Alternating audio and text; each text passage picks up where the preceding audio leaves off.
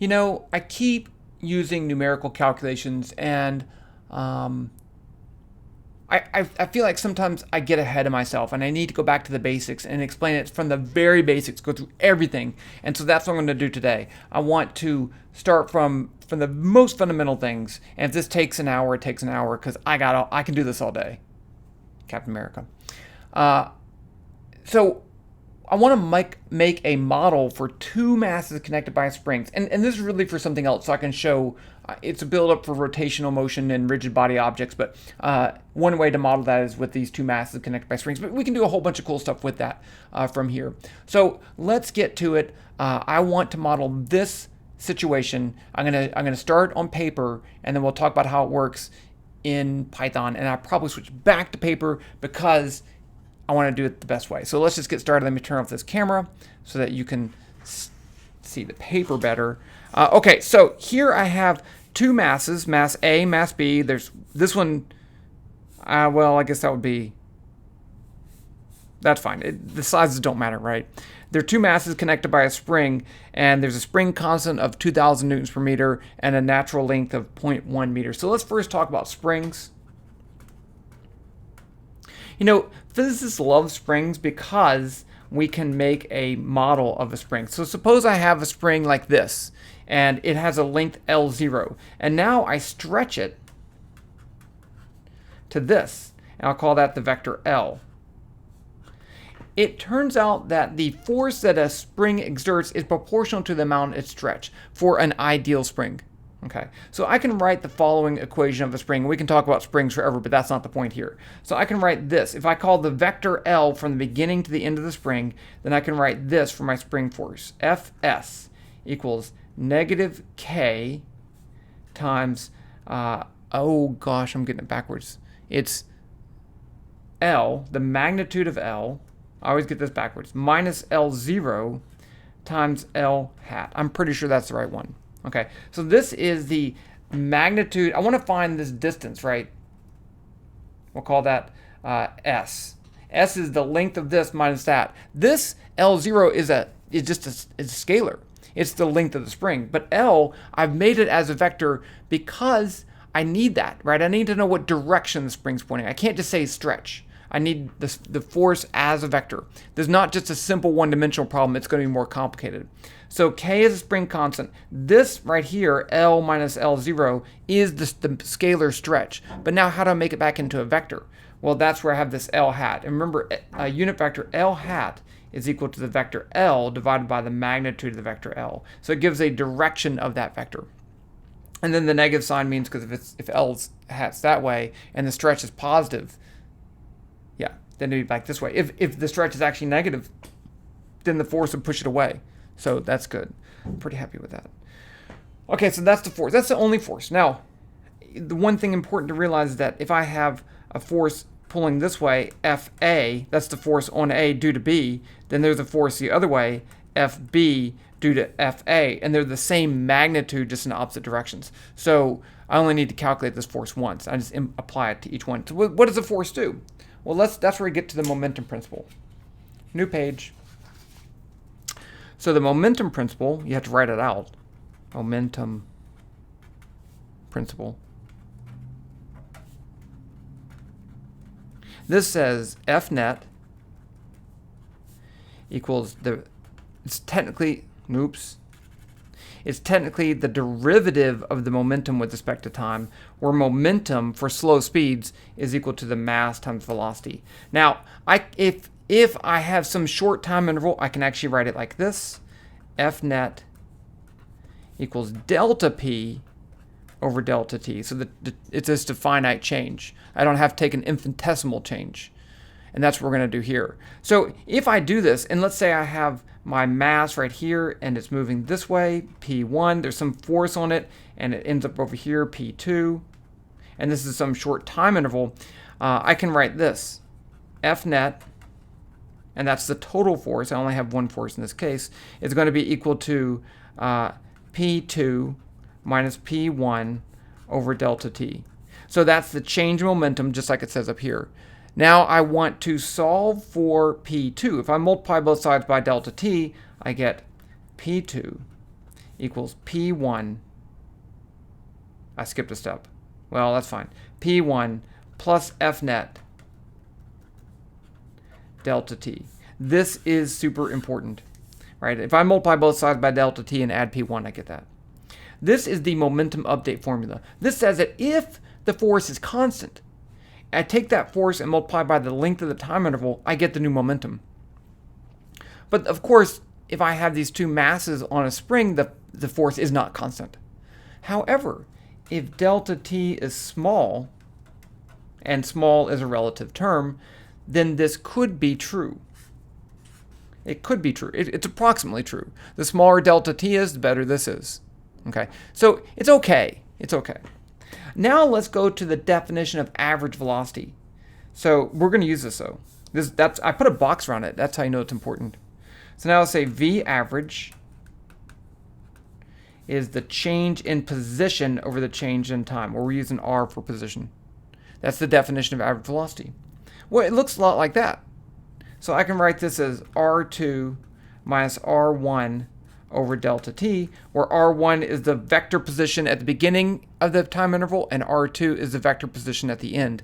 Again, I can solve this for R2, just like I did up here. R2 equals R1 plus V average delta t. Now, again, if delta t is small, even if the velocity is not constant, this would kind of work. Sometimes it exactly work. Even if you have a constantly changing velocity, since you use the average, it would work. But I don't want to use the average. I'm just going to use the momentum at the velocity at the end. So I can write the velocity at the end like this. R2 equals R1 plus P2 over M delta t. Super important. So if I take the momentum that I just calculated up here, and I say that's the momentum that's doing the whole time interval, which is wrong. I get it. It was wrong. Okay. And I divide by the mass to get the velocity, multiply by the time interval, and add that to the previous position, I get the new position. And these are vectors, right? So this is it. This is what I'm going to do. I'm going to calculate the force, which I did on the previous page. I'm going to, let's do it like this. Let's just really map out what we're going to do. Okay, so here I have, I'm going to put the center of mass at the origin eventually, but let's just say, we'll start off with it not. So here's mass A, and here's mass B. So then I have this RA, that's the position of mass A. I have RB, that's the position of RB. I have this, I'm going to call R. R is the same as L, right? It's the vector from A to B. So once I do that, I can say F, let's call this the force on B. F on B is going to be negative K times the magnitude of R in this case, minus L0 times R hat. So that's calculate the force on B. Then I can calculate the force on A. It's just negative the force on B. So now I'll update the momentum. So I'll update the momentum of B. So let's say PB2 equals PB1 plus FB times dt. Then I'm going to update the momentum of A. FA1 equals P. I was thinking ahead to the next step.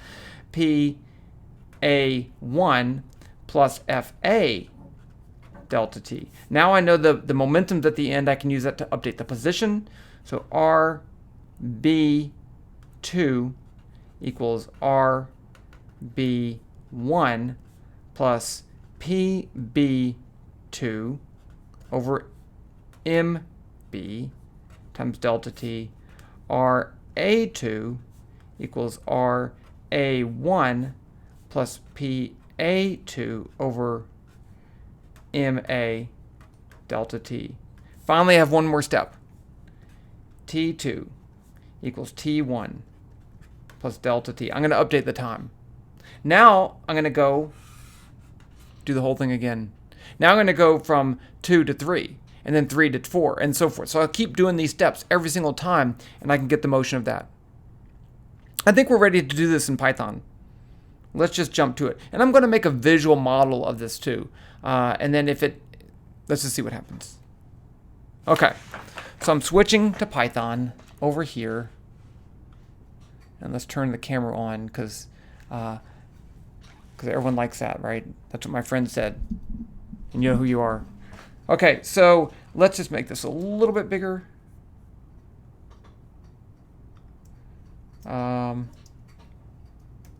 There, that's good. So this is Trinket.io. It's a website. It's an online Python. It's not actually Python. It looks like Python. And this uses GlowScript, which has a bunch of cool stuff in there. If you haven't seen it, let me make the simplest program ever, and it just says sphere. And now I'm going to run it by clicking play up here, and boom, I have a 3-dimensional sphere without doing a lot of work. Okay, so you can rotate around with the right click, the zoom in and out, like with the scroll mouse or however you zoom in and out. I'm using a different thing, but there you go. That was pretty easy, huh? Okay, so let's just go ahead and put our parameters in here, and we're going to make our two masses actual masses. So let's say MA equals 0. Let's just do this, mass A. Let's do it the best way, right? Let's not do it the easy way. Let's do it the best way. Mass A is a sphere. And so when I give the sphere a label, then I can refer back to it. So the sphere object, it will make a sphere no matter what, but you can pass parameters to it also. So I can give it a position. I'm thinking, where should I put this? Let's say position is equal to the vector 0.03, 0.010.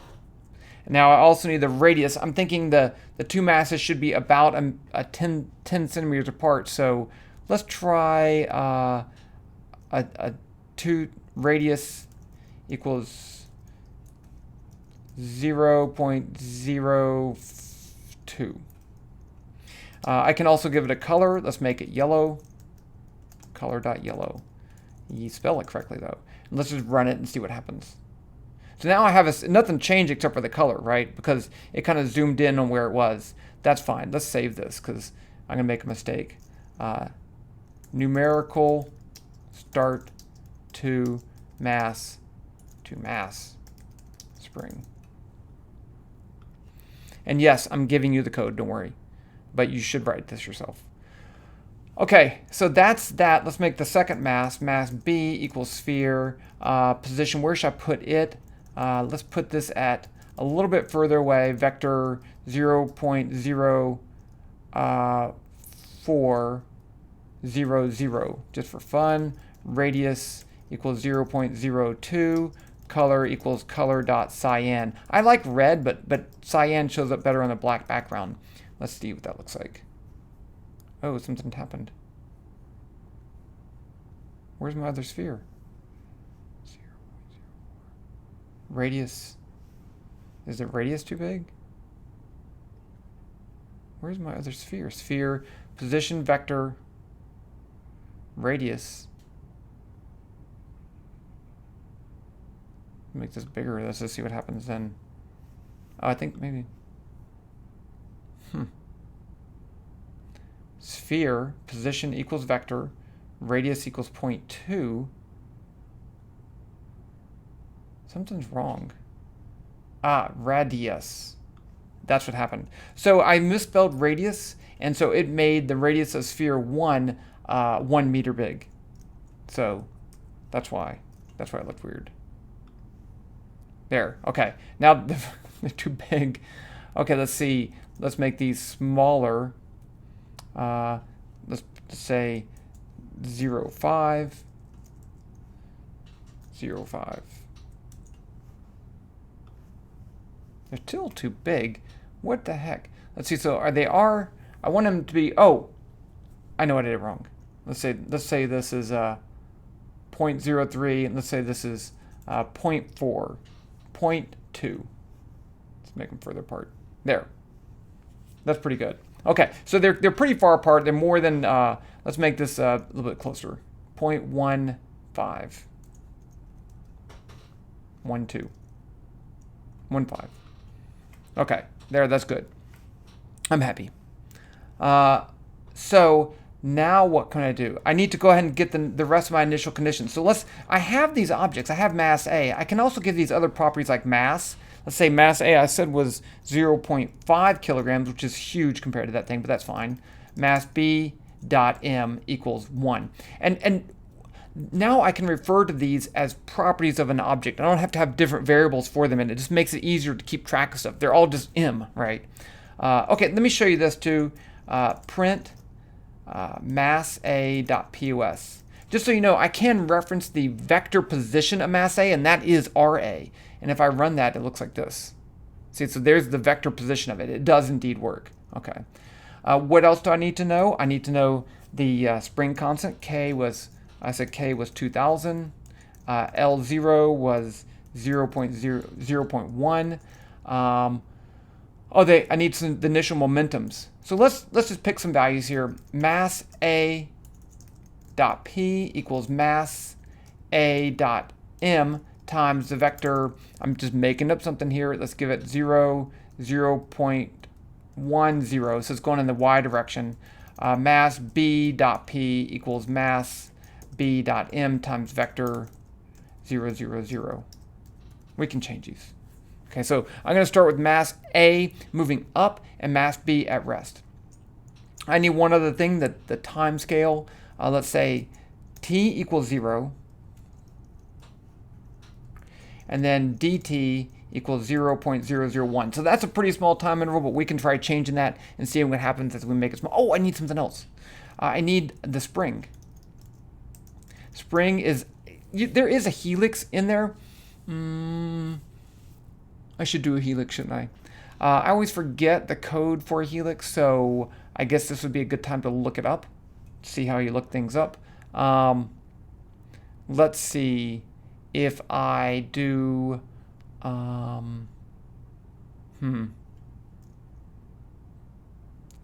know there's a help button, but I can't remember if it takes you to a new page, a new tab. Let's save this. Let's see, where was the help? Help? GlowScript help. Let's just click that.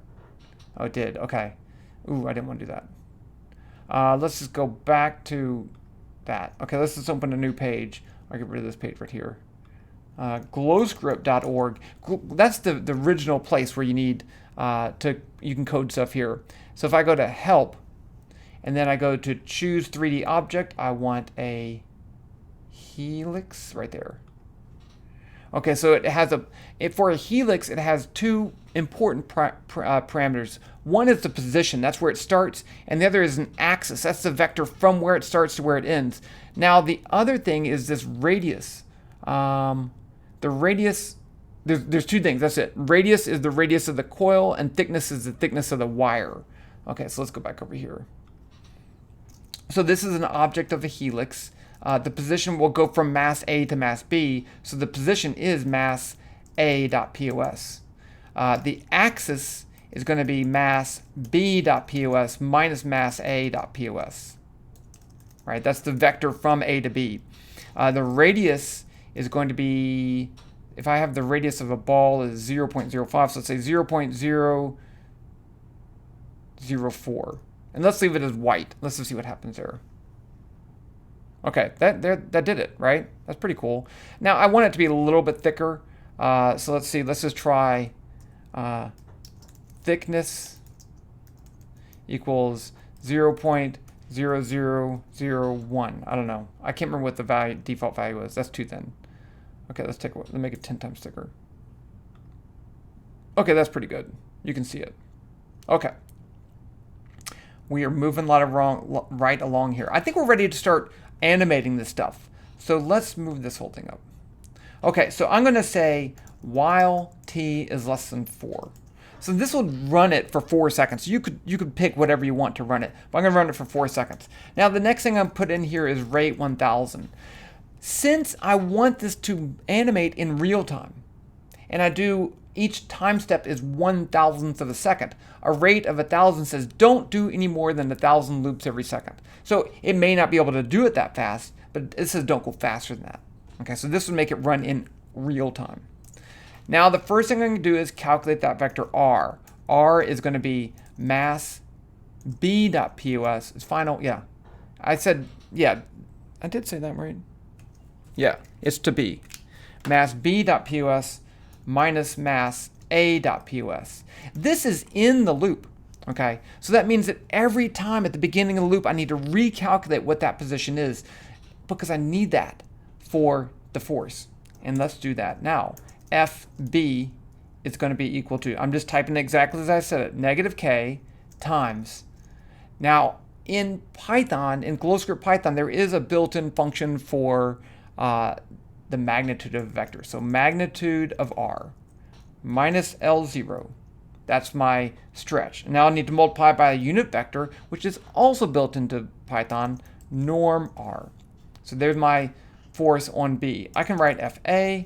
I think you don't have to, but because you could just use negative FB. But let's say FA equals negative FB. There.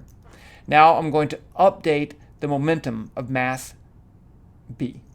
Mass B dot P equals mass B dot P plus FB times dt. Now you may see something really weird here in that it looks like these cancel, right? It looks like the two F mass B dot P's cancel, but they don't because it's not an equation.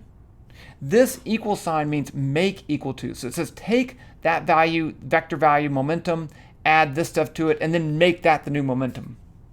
So that is 1, 2, and then 3, 4, and so forth. It's everything, which is great.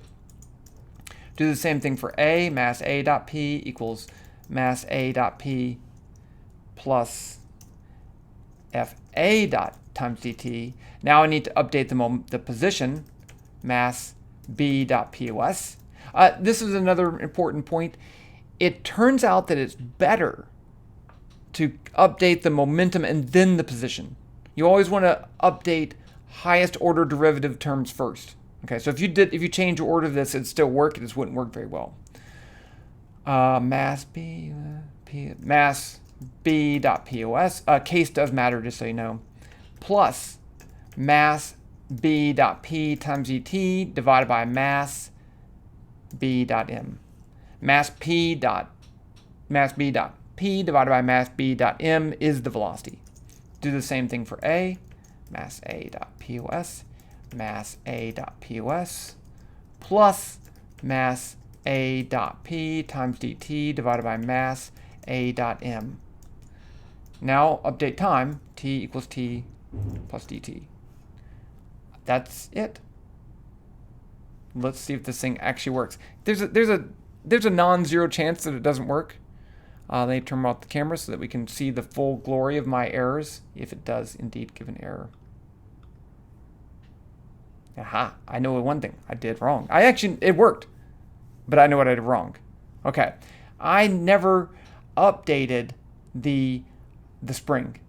So let's go down here and update the spring. So spring.pos equals mass A.pos. So that changes the position of the spring, and then I can say spring.axis equals R.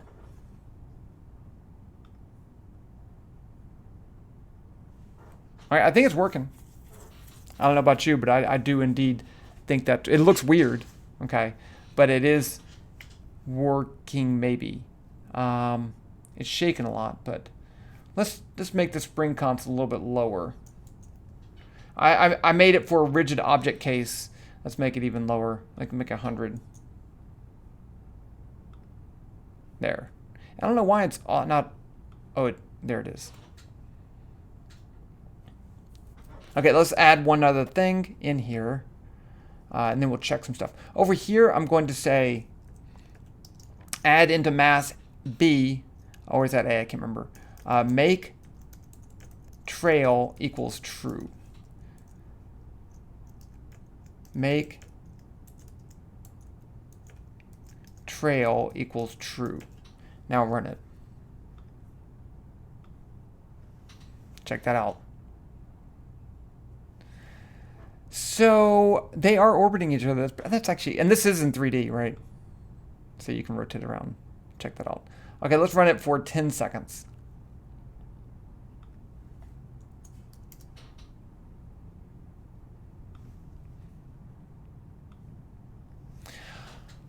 Now, the question is this art or is this physics, right? How do you even know? We're going to have to check, and we really should check to make sure things are working. So one of the things I know should be true is A, the total energy should be constant. B, the momentum should be constant. There's no external forces on this system. So the momentum of A plus B, look at that. That looks cool. The momentum of those two added together has to be the same. I mean, it has to be constant. Okay, it's not zero because it's moving. So let's make a graph of the momentum. It's easier to calculate. So up here, I'm going to add a graph. tgraph equals graph. That's a built-in object in Python. Let's give it a title equals momentum. That's fine. Xtitle equals time in seconds. Ytitle equals, let's do Y momentum. Y momentum in units of kilograms, meters per second. Now, if I run that, it doesn't really do anything. As you see here, it doesn't do anything because I didn't plot anything. I didn't make a curve. So I actually need to make a couple things. Let's say FA equals G curve, color equals color dot, I guess yellow, but I don't want to do that. Let's do red. If it's not the same color, that's fine. FB equals G curve, color equals color dot blue. And then finally, FT for total momentum is G curve, color, now let's just leave it as black. Color equals color dot green.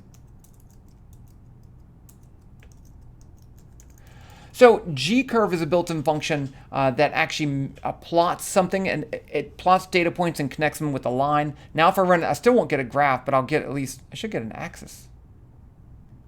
And would do that. Okay, maybe you have to plot a point first. So now down here, I'm going to actually plot some stuff. So first let's calculate, oh no, we don't have to. Let's say fa.plot, and now I need to tell what my horizontal and my vertical components are. So the horizontal component is going to be t. The vertical component is going to be mass a.p.y. That's the y component of the momentum. Now I'll do the same thing for b. fb.plot t mass b.p.y. And then the total ft.plot t mass a.p.y plus mass b.p.y. And let's run it. I didn't save it. And there you go. That says it works, right? The total momentum is the green line right there. The total y momentum is 0. This seems like it's working. We can also do energy, but I don't really feel like doing that right now because I didn't want to make a 30-minute video on that. I wanted to. Let's do this. Up here, when I say the initial momentum, I'm going to change this.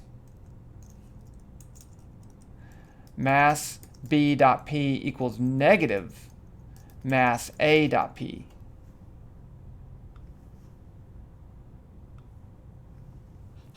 Okay, so now in this case, that's just beautiful.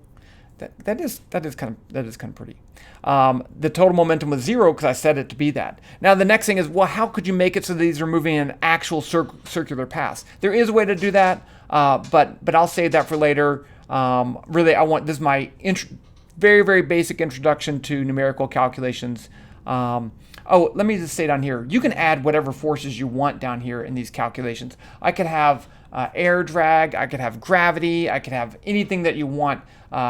It pretty much works, and that's what makes this so awesome. So like I said, I'll give you the code to this down below, maybe some other links, but really I needed to use this for something else, so that's why I made it. And I need to remake these videos every once in a while because it's just fun. Okay, that's enough for now. Later.